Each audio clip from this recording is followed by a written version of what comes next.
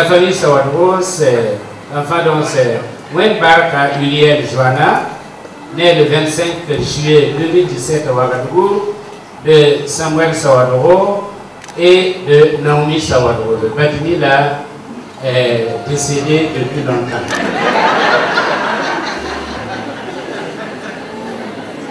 Et puis, nous avons de la famille Tombiano, c'est Tombiano Marie Berekia Odelia, né le 23 août 2017 à Ouagadougou, de Tombiano Honoré Achille et de Tombiano Mireille Patricia.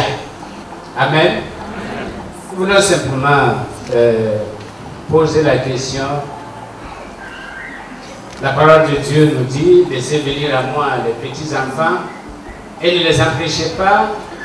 Les enfants sont une bénédiction de l'Éternel, c'est un don de l'Éternel et nous avons la responsabilité de veiller sur eux, de les éduquer, de les encadrer afin que devenus grands, ils ne se détournent pas de la voie de Dieu.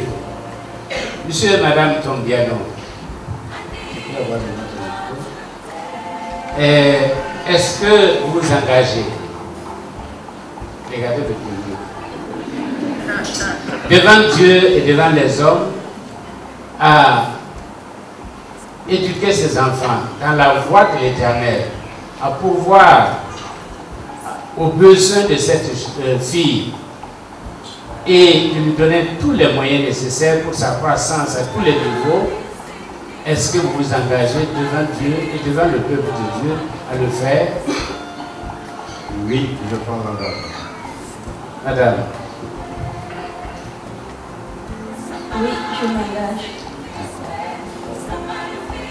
Monsieur Sawadro, Samuel, est-ce que vous vous engagez? Et Naomi, est-ce que vous vous engagez devant Dieu et devant les hommes à donner à cet enfant tous les éléments nécessaires pour sa croissance, afin que, devenu grand, eh bien, elle puisse dire, je vais servir le Dieu de mes parents, parce que j'ai lu Dieu dans la vie de mes parents. Est-ce que vous vous engagez?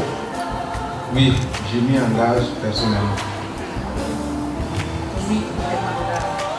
Amen. Nous aussi, en tant qu'Église, nous nous engageons à créer les conditions pour la croissance de ces enfants. Nous engageons à les encadrer afin que ces enfants puissent être l'avenir de l'Église, la relève de l'Église. Que Dieu vous bénisse, que Dieu vous donne les moyens, que Dieu vous accompagne. Ce n'est pas une tâche facile, mais avec Dieu, nous ferons des exploits. Vous ferez des exploits. Nous allons prier. Seigneur notre Dieu, nous voulons te dire merci. Merci par le don, pour le don de ces enfants, le don de ces deux filles, de ces deux fillettes. Seigneur, c'est une grâce de Dieu. Et c'est pourquoi, Seigneur, nous sommes incapables. Bien que nous soyons décidés, humainement parlant, nous sommes incapables vraiment de les éduquer comme il le faut. Mais en nous appuyant sur ta grâce, en comptant sur toi, Seigneur, tu nous donneras au fil des jours les moyens nécessaires à toi. Bénis toute l'Église, Seigneur, afin que ces enfants puissent trouver un créneau indispensable, un créneau où toutes les conditions sont réunies pour leur croissance.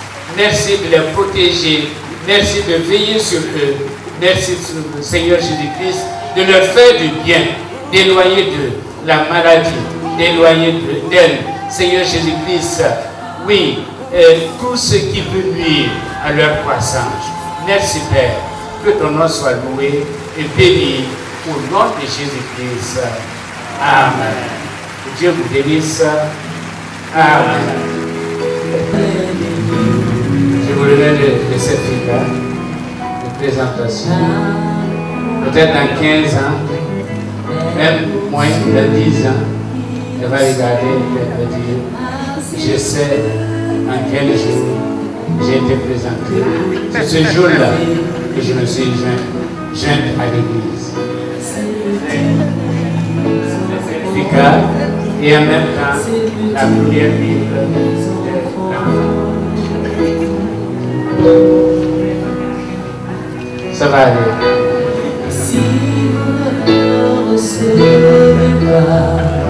Certificat de votre pièce, gardez-le précieusement. La première Bible est sortie. Alors, allez, moi, j'ai droit. Voyez comment vous. Que Dieu vous bénisse. Félicitations. Félicitations.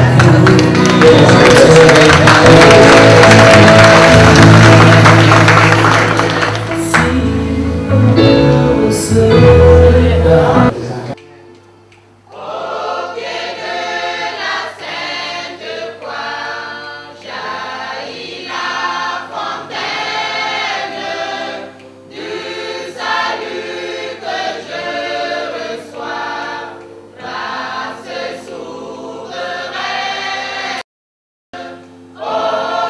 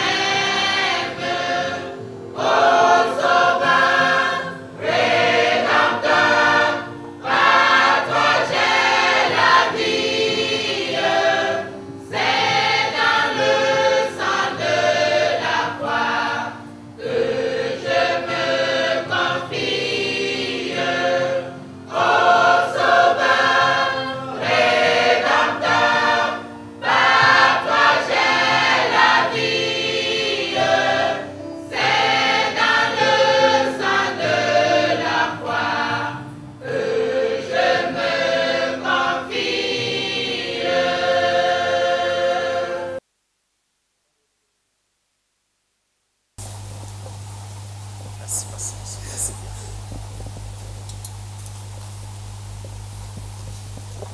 Gloire à Dieu. Gloire à Dieu. Et bonne fête à tous et à toutes. On est étonnés. Beaucoup d'écrits disent que dimanche, c'est la célébration de la résurrection de Jésus. Amen. Donc, dimanche, c'est une fête. Alléluia. Et ce matin, bien sûr, pour nous rappeler de ces choses, nous voulons encore lire dans sa parole. Et c'est pour cela que nous voulons ensemble lire dans le livre de 1 Pierre, le chapitre 1, à partir du verset 15 jusqu'à 16.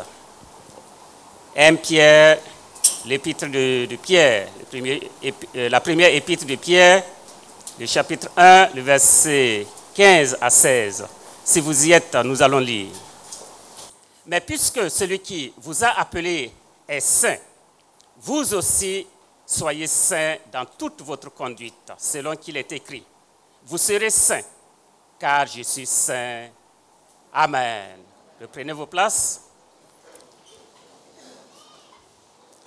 Vous savez qu'actuellement, nous sommes en train, sinon que le monde protestant est en train de célébrer les 50 ans, sinon les 500 ans, de quoi? De la réforme. Pour dire que depuis 500 ans, beaucoup de choses se sont passées. Et bien sûr, quelqu'un a pu dire, en ces termes, si le souvenir est le rappel d'un événement, la mémoire est plus que cela. Elle relie le passé pour éclairer le présent. Elle n'est pas qu'une information sur nos ancêtres, mais elle s'appuie sur le témoignage de l'histoire pour aider à relever les défis de notre temps. Et c'est vrai. Aujourd'hui, nous voulons parler de la construction de l'identité et la sainteté.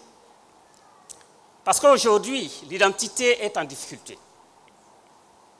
La confusion des rôles, les crises d'identité sont une réalité. Et c'est clair qu'aujourd'hui, on a besoin, j'allais dire, de revoir le passé. Et je reviens à ces 500 ans, à ces personnes, bien sûr, qui se sont, j'allais dire, données pour que nous soyons ce que nous sommes aujourd'hui. Et la vie chrétienne n'échappe pas à ce que nous voyons dans notre milieu, à ce genre de questionnement.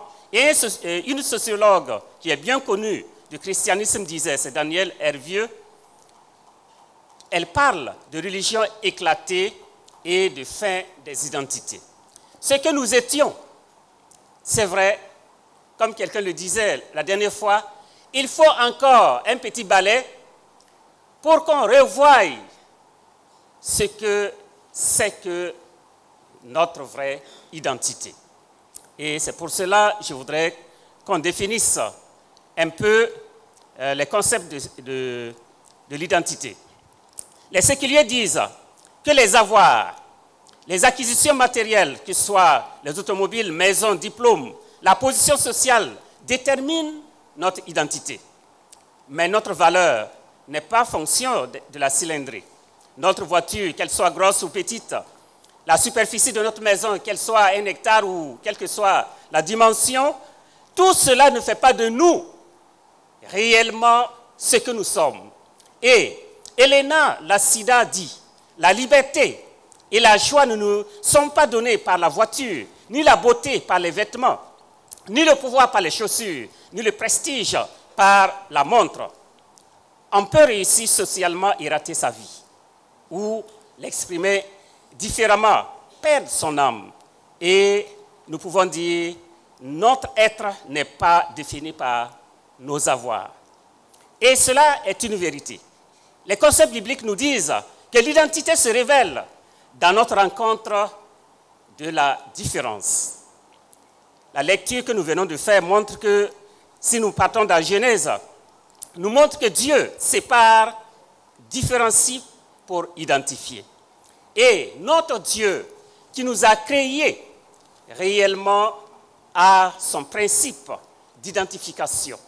Et la formule qui dit « chacun selon ses espèces » ou « chacun selon leur espèce » est l'expression réelle que Dieu, bien sûr, dès la création, a mis une marque de distinction dans tout ce qu'il a créé. Et c'est une réalité. Et en allant plus loin, nous pouvons maintenant dire que l'œuvre de différenciation commencée par le Créateur se poursuit. Qu'est-ce que Dieu a fait? Dieu a créé les animaux et tout ce qui existait. Et en 6 jours, il avait, n'est-ce pas, terminé. Mais qu'est-ce qui s'est passé? Nous savons très bien qu'après tout, il y a eu la chute. Et le serpent est devenu l'ennemi, sinon est devenu jaloux du produit, sinon de la progéniture de la femme. Et c'est pour cela que nous voulons parler de la construction de l'identité. Qu'est-ce que réellement, nous, en tant que chrétiens d'aujourd'hui, j'allais dire, qui sommes-nous réellement? Mais est-ce que nous sommes différents des autres? C'est pourquoi nous pouvons dire qu'en fait, la construction de l'identité, ce n'est pas toujours facile aujourd'hui. Et c'est très clair qu'être adulte, bien sûr, on peut être adulte, mais l'adulte on est adulte à partir de quand? Est-ce que c'est une acquisition pour toutes? Ou bien est-il un processus? Alors, c'est vrai qu'on est bébé, on grandit jusqu'à un certain âge et on peut dire qu'on est adulte. Et quelqu'un disait que ce n'est pas, bien sûr, quelque chose qu'on a reçu et que c'est définitif. On ne peut pas faire ce qu'on avait fait quand on était enfant. Pour dire, même quel que soit notre niveau spirituel, nous avons toujours besoin de regarder toujours à Christ.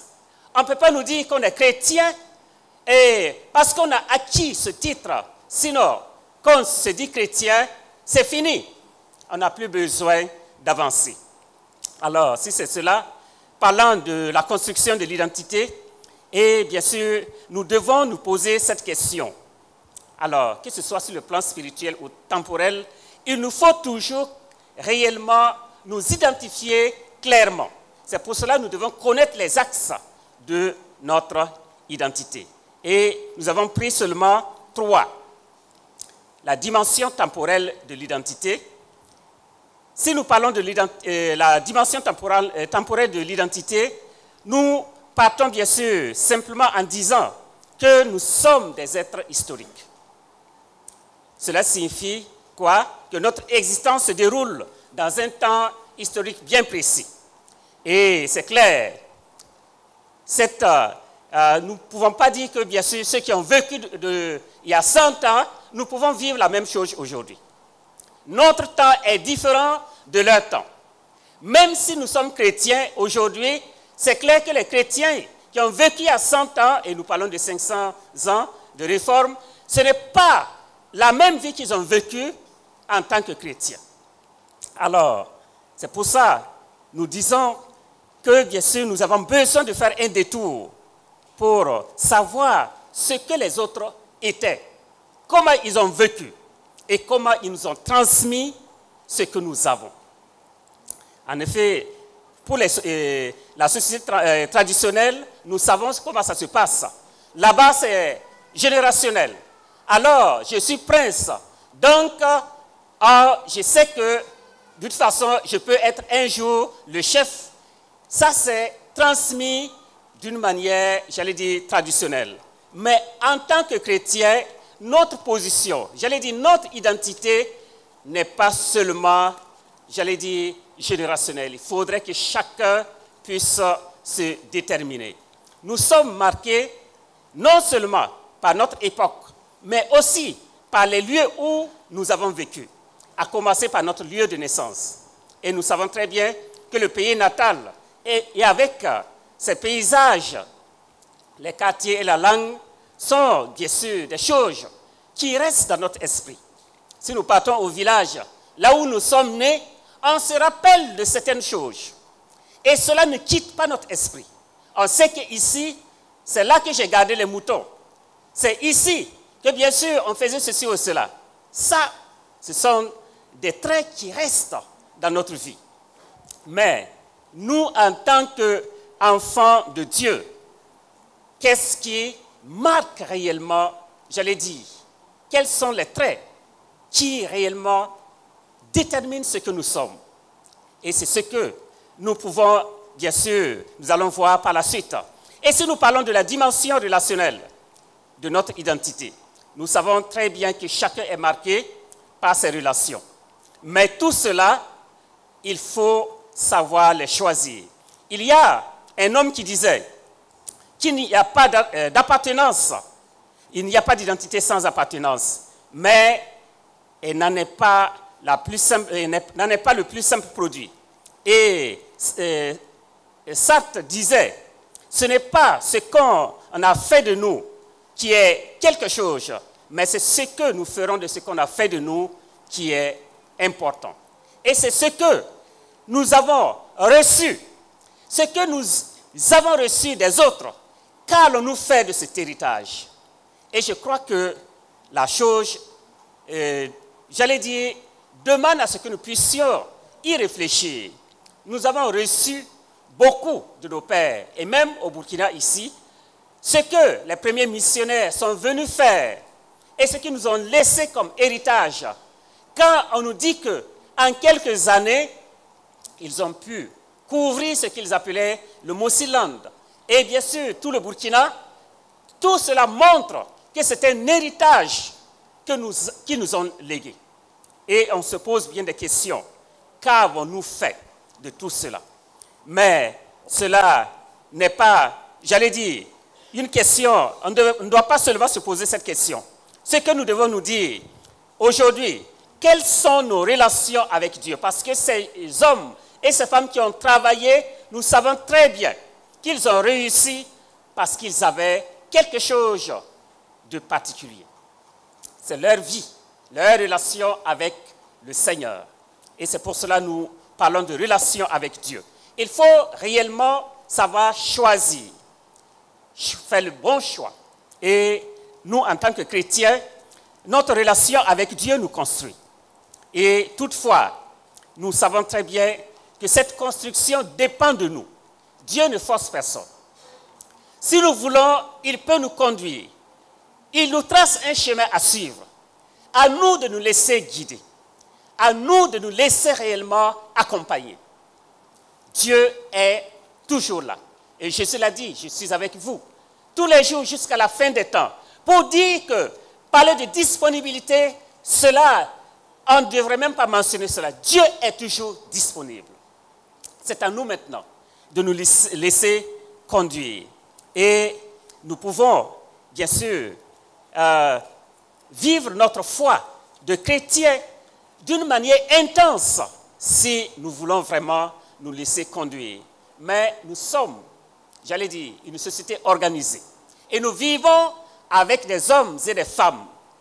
Quand nous disons que nous sommes chrétiens, cela ne veut pas dire qu'on s'est séparé du reste de notre famille, du reste de la créature. Autrement dit, on ne serait plus de ce monde. On va quitter cette terre pour se retrouver ailleurs. Nos relations avec les autres doivent compter.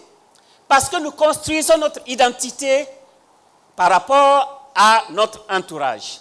Ce sont les autres, au vu des autres, que bien sûr nous nous construisons. Et c'est pour cela, contrairement bien sûr à ce que parfois nous avons appris, quand on se convertit, on coupe tous les ponts et bien sûr il n'y a plus d'autres relations avec les autres. Non, il faut reconnaître que le parent, j'allais dire le papa ou la maman, qui nous a gardé, qui nous a montré pas mal de choses, doit rester, j'allais dire, la personne la plus importante dans notre vie. On ne peut pas se séparer, bien sûr, de ce qui est de nous-mêmes. Parce que comme les scientifiques le disent, quoi qu'on dise, le sang qui coule en nous vient toujours des parents. Ce qui veut dire qu'en fait, nos relations devraient être d'une très bonne relation avec nos parents. Et c'est pourquoi ce matin, je voudrais qu'on parle de sainteté. La sainteté est un projet, une identité en devenir. Parce que si nous avons une identité, cela veut dire que nous sommes séparés. Nous sommes séparés. Dieu nous a appelés, n'est-ce pas, à être différents. Mais ce n'est pas à quitter, j'allais dire, ce monde. On est dans ce monde, mais on n'est pas de ce monde. Et si nous lisons dans Lévitique, le chapitre 19, le verset 2, il nous est clairement dit que Dieu est saint. Et ceux-là qu'il a appelés, il veut qu'ils soient aussi saints. C'est pourquoi l'acquisition de notre identité doit être, j'allais dire, elle est distincte. Et cette identité doit nous différencier des autres. Et nous devons prendre conscience de notre état, j'allais dire, d'esprit de chrétien. Être différent ne veut pas dire, comme je l'ai dit plus haut, ne veut pas dire qu'en fait, nous avons une marque particulière, mais notre comportement, notre vie de tous les jours devrait nous distinguer des autres. Et c'est pour cela que nous devons marcher dans la sanctification. Marcher dans la sanctification parce que notre Dieu est saint. Et pourquoi devons-nous marcher dans la sanctification ou dans la différenciation? Parce que tout simplement, Dieu nous appelle à quelque chose de particulier. Vous ne pouvez pas servir le Seigneur en étant à vous confondant aux autres. Dieu t'a créé d'une manière spéciale. Tu es unique dans ce monde. C'est vrai que parfois on se dit, nous sommes des hommes, nous sommes des humains, mais sache que tu es différent. De par ton nom, tu es déjà différent. Et si Dieu t'a créé, c'est que tu as quelque chose, il y a quelque chose qu'il a mis de particulier en toi. Et c'est pourquoi nous devons le savoir. Reconnaître que nous ne devons pas convoiter les talents des autres. Si un tel excelle dans un domaine ou dans un domaine donné, nous n'avons pas besoin de l'imiter. Parce que ce que je suis ne peut pas être ce qu'il est. Mais parfois, qu'est-ce qu'on fait? En marche, nous piétinons les pieds parfois parce qu'on veut être comme peut-être l'autre. L'autre n'est pas toi. Et tu ne peux pas être comme l'autre. Et si tu veux faire comme l'autre, forcément, il y aura des difficultés. Et si nous sommes chrétiens et nous savons réellement ce à quoi Dieu nous a appelés, nous allons garder toujours la tête haute. Il y a des gens, quand ils échouent dans ce qu'ils font, ils se morfondent et ils ne savent même pas où mettre la tête. Dieu n'a jamais échoué. Et ceux-là qu'il crée, si réellement ils peuvent se référer à lui, ils ne vont jamais baisser la tête. Parce que l'échec fait partie de notre vie. Et en tant que chrétiens, nous n'avons pas besoin, j'allais dire, d'avoir honte. Christ a déjà porté tout ce qui représente la honte. Il est monté sur la croix. Et d'aucuns, les traditions chrétiennes disent qu'on l'a cloué sans même slip. C'est quelle autre honte vous allez encore en avoir? Lui, il a tout porté sur la croix. Mais parfois, nous avons honte, même de témoigner qu'on est chrétien. Lui, il n'a pas eu honte. Pas du tout. Il s'est laissé, j'allais dire volontairement, cloué sur la croix. Et c'est pourquoi j'ai dit, nous devons être différents. Nous devons être différents dans notre comportement. En tant que chrétiens, nous déterminer, dire réellement, je suis ce que je suis par celui qui m'a sauvé. Parce que lui, il a accepté, tout supporté, jusqu'à mourir, sans entrer dans les détails. Il est mort d'une manière honteuse. Et c'est pour cela, ce matin, je me pose la question et je vous pose la question. Qu'est-ce qui te distingue des autres? Qu'est-ce qui te distingue des autres chrétiens? Es-tu un chrétien comme tous les autres ou bien es-tu un chrétien spécial, j'allais dire un enfant de Dieu d'une manière générale? Parce que nous ne pouvons pas être comme les autres. Si nous voulons être comme les autres, nous n'avons pas encore compris notre appel. Et si nous avons compris notre appel, nous serons différents. Parce que moi qui suis ce que je suis, j'ai une mission et je dois l'accomplir. Je n'ai pas besoin qu'on me dicte ce que je dois faire. Et celui qui a cette relation avec Dieu devrait chaque jour connaître ce qu'il doit faire. Alors, quelle est la valeur que je peux ajouter, la valeur ajoutée que je peux apporter à la vie de ma famille en tant que chrétien, en tant que personne séparée, j'allais dire différenciée? Quel apport, quel autre, j'allais dire, comment puis-je impacter positivement ma famille? C'est là la différence. Il faudrait réellement qu'en tant que chrétiens, nous puissions apporter quelque chose de différent dans la vie de ma famille. Oui, parce que Dieu, il n'y a pas, quand je prends une famille, il n'y a pas une famille qui se ressemble. Pas du tout. Même mère, même père, si vous vous mariez, vous allez vivre différemment. Pour encore dire, tout ce que Dieu crée, il les a différenciés. Mais la seule chose qui reste à faire est que tout un chacun réellement puisse s'identifier, savoir qui il est. Il ne faut pas chercher à être comme une autre personne. Et je reviens en disant, qu'est-ce que je peux apporter de spécial ou de différent à mon église? Est-ce tout simplement venir chauffer des bancs? Est-ce que tout simplement venir chanter? Ou bien, y a-t-il quelque chose de particulier que le Seigneur m'envoie faire dans son église, dans cette assemblée? Y a-t-il quelque chose de différent?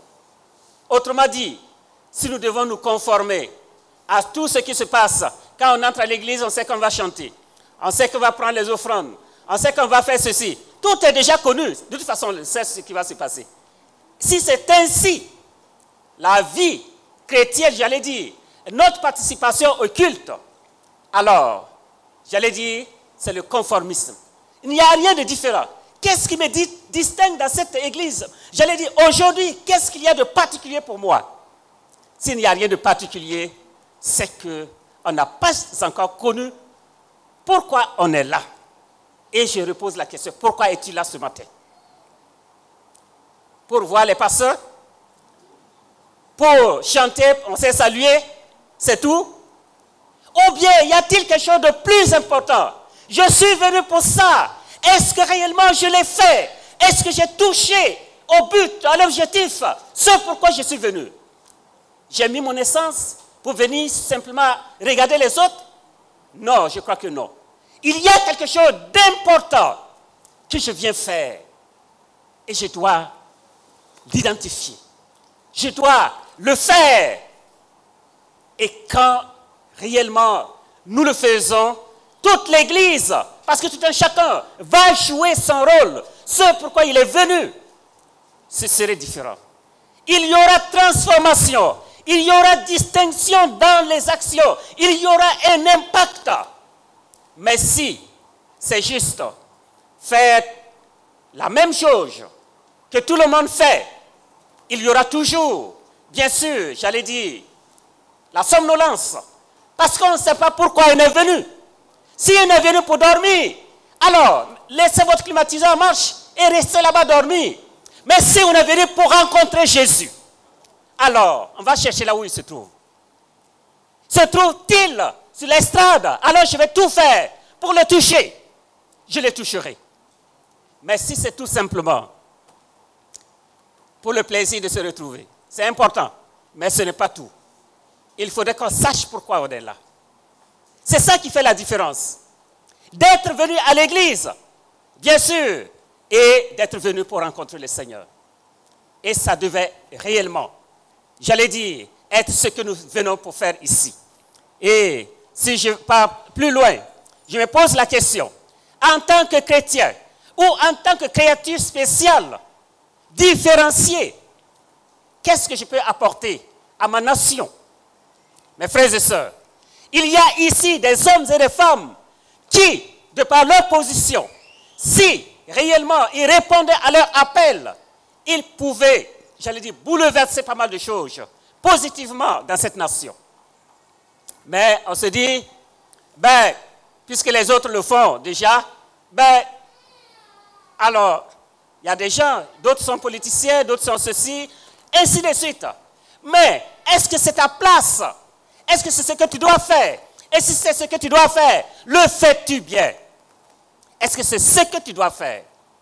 Mes frères et sœurs, quand je prends nos enfants qui étudient, parfois même ils ne savent pas pourquoi ils partent à l'école. Ils sont partis pour quoi faire?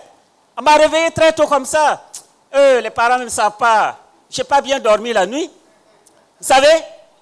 Ils ne savent pas pourquoi ils doivent aller à l'école. Non. Vous savez? C'est pourquoi nous devons, en tant que chrétiens, avoir cette mentalité chrétienne. Notre identité nous détermine, nous rend différents. Nous ne devons pas mélanger les choses. Nous devons être conscients de ce que nous faisons. Et cela va réellement changer les choses. Et si nous pouvons impacter positivement les autres, en tant que chrétiens, pouvons-nous vraiment impacter positivement les autres? Le virus qui, j'allais dire, attrape tous les chrétiens aujourd'hui, c'est celui de la critique inutile. Jamais, quand vous voyez un groupe de chrétiens, vous n'allez jamais arriver à entendre qu'on dit « Oui, le Seigneur m'a béni, le Seigneur a fait ceci ou cela ». La plupart du temps, j'allais dire ce qui, peut-être que je veux exagérer, mais la plupart du temps, c'est l'autre là. Tu as su, tu as vu ce qu'il a fait? J'ai entendu qu'il a fait comme ça. J'ai entendu que c'est tout ce qui est négatif. Tout ce qu'on peut dire de mauvais. Tout ce qu'on peut dire pour salir. C'est ça qui remplit nos têtes. Voilà 500 ans.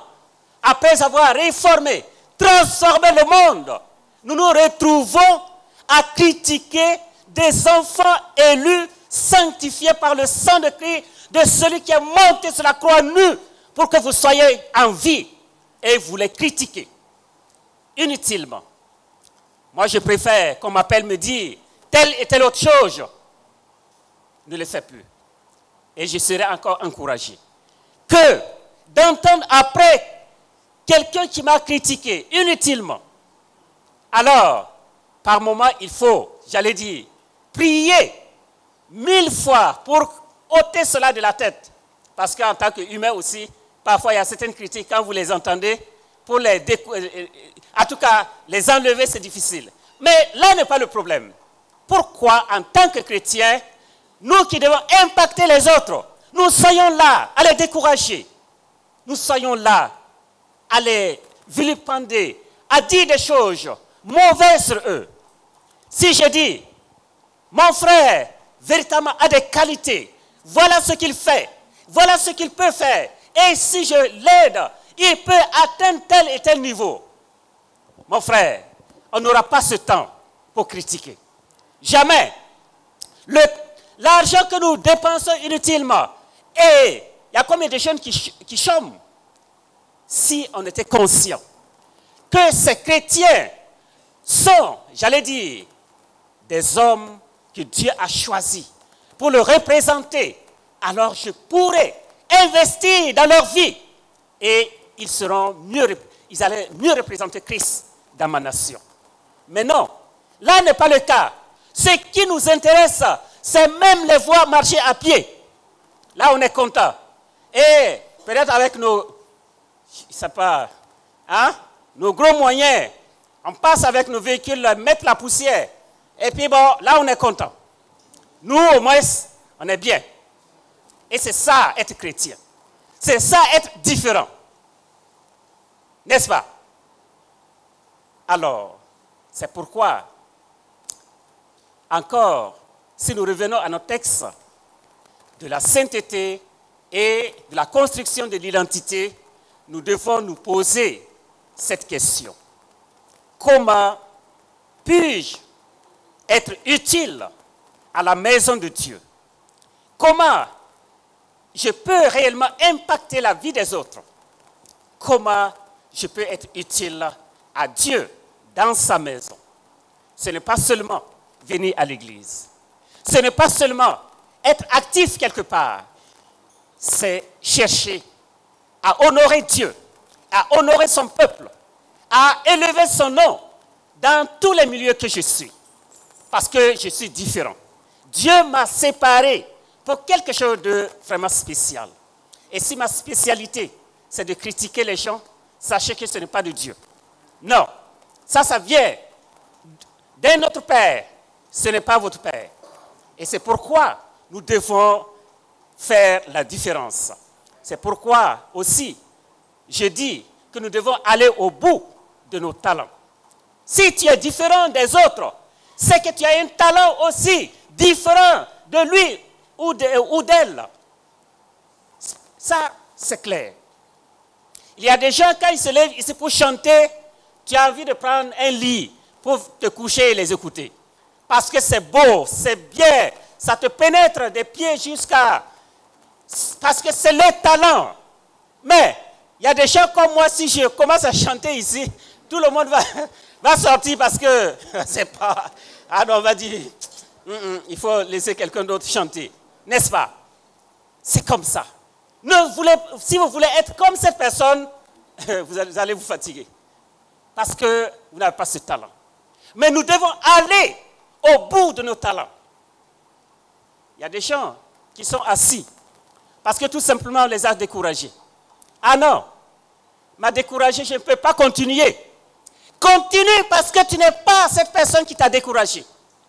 Ton talent, tu dois réellement l'utiliser. Jésus a donné l'exemple.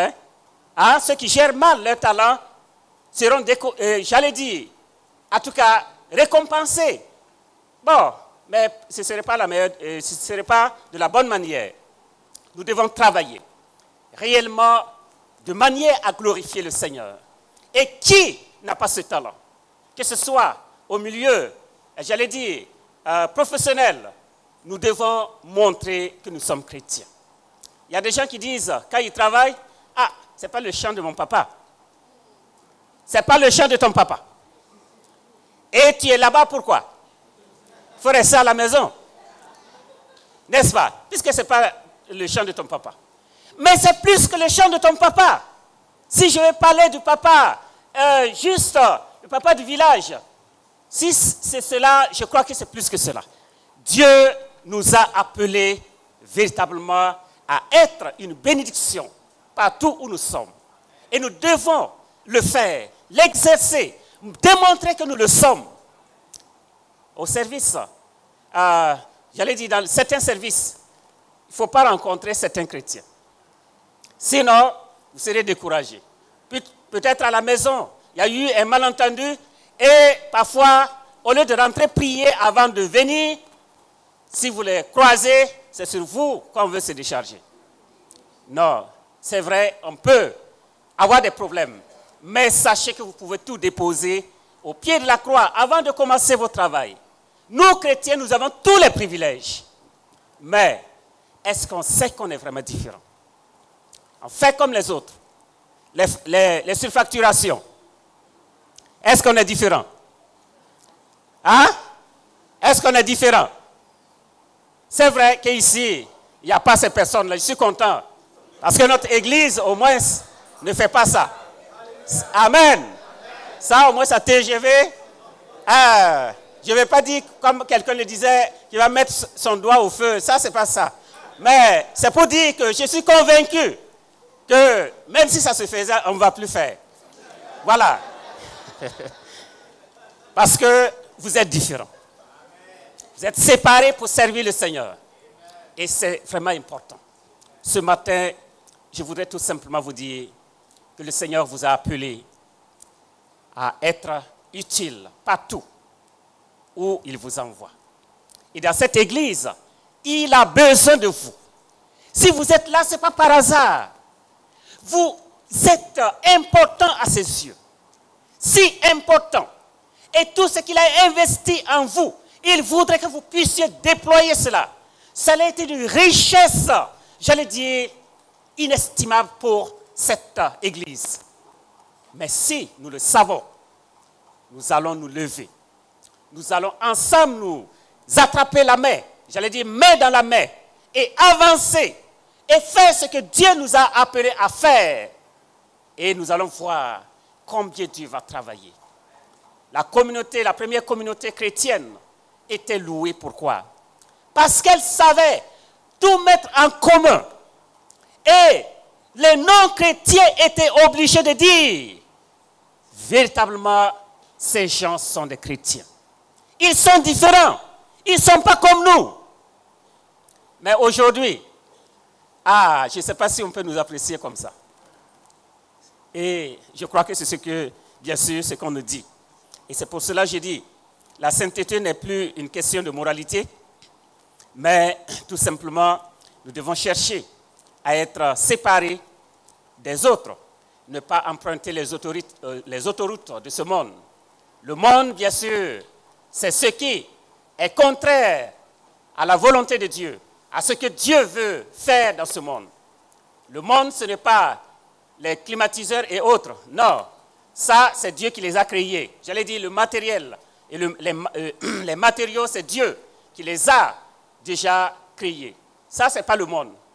Avoir une belle villa, ce n'est pas le monde. Mais le monde, c'est vouloir vivre et, bien sûr, inviter Satan dans sa maison ou dans son véhicule. C'est là maintenant qu'intervient, j'allais dire, cette dimension du monde. Mais nous ne sommes pas, n'est-ce pas, bien sûr, de ce monde. C'est pour cela que j'ai dit que les générations qui vont suivre, qu'ils puissent dire que cette Église a véritablement contribué à faire avancer le royaume de Dieu au Burkina. Parce que vous aurez contribué. Parce que, main dans la main, vous aurez réellement aidé tous les responsables ici à faire avancer le règne de Christ dans cette ville et dans cette nation. Et vous pouvez le faire. Vous pouvez le faire, oui ou non? Parce que vous avez toutes les qualités. Tout, à passer de la cuisine, le bon repas, jusqu'à, j'allais dire, au niveau politique, nous avons toutes les richesses. Et si nous pouvons mettre cela en commun, TGV sera réellement une église qui va impacter le Burkina Faso. Que Dieu nous donne réellement de revoir, j'allais dire, notre copie, de revoir, bien sûr, notre appel.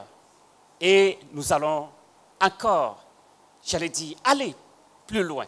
Au lieu de nous décourager, le Seigneur n'a jamais enseigné le découragement. À tout moment, il a dit d'avancer. Parce que lui, c'est le grand capitaine. Et il a tout accompli. C'est ce qu'il a dit. Qu'avons-nous donc à attendre? Il a tout accompli. Ce qui nous reste, c'est d'obéir. Et Dieu nous donnera la force pour que nous puissions réussir. Au nom de Jésus. Amen.